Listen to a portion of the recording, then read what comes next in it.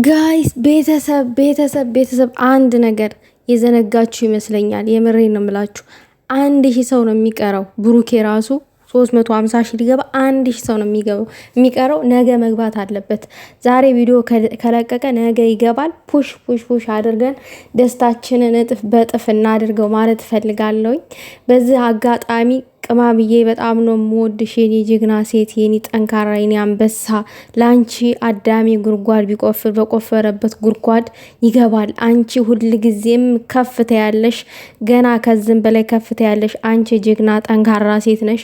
በዚህ ምድር ላይ ጀግና ሴት ጠንካራ ሴት ብዙ ፈተና ይገጥማታል።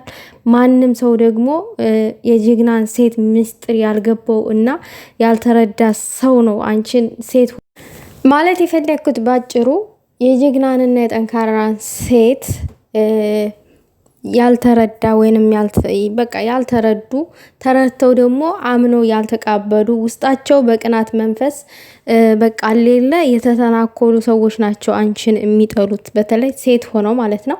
ነገር ግን ደግሞ አንቺ ለማንንም ጆሮሽን ሳሰጪ ለማንንም እጅ ሳሰጪ እዚህ ደርሰሻል። ገና 1 ሚሊዮን እንጠብቃለን። የምሬን ነው ቅማምዬ። እግዚአብሔርን በጣም ነው የምወድሽ ከሚባለው በላይ ማለት ነው።